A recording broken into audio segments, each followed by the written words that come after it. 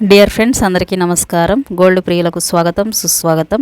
గత కొన్ని రోజులుగా బంగారము మరియు వెండి ధరలు బాగా తగ్గుముఖం పట్టాయి.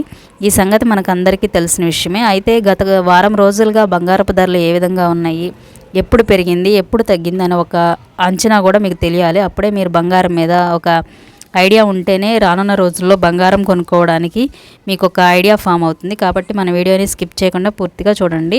నవంబర్ 18న బంగారపు ధర 22 క్యారెట్ 6,995 రూపాయల దగ్గర సేల్ అయింది. 24 క్యారెట్ 7,631 దగ్గర సేల్ అయింది. నవంబర్ 17న 22 క్యారెట్ 6,935 దగ్గర సేల్ అయింది. 24 క్యారెట్ 7,565 దగ్గర సేల్ అయింది.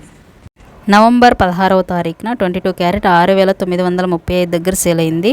24 క్యారెట్ 7,565 దగ్గర సేల్ అయింది. నవంబర్ 15వ తారీఖున 22 క్యారెట్ 6,945 దగ్గర సేల్ అయింది.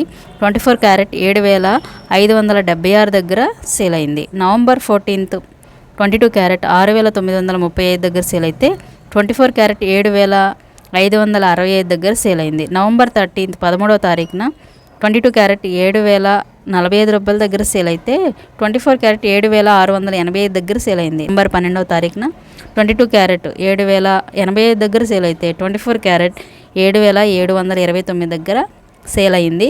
ఈ విధంగా ఈ వారం రోజుల యొక్క రేట్లు కనుక మనం గమనిస్తే ఓవరాల్ పర్ఫార్మెన్స్ బంగారం తగ్గుదల నమోదైనట్లుగానే సమాచారం.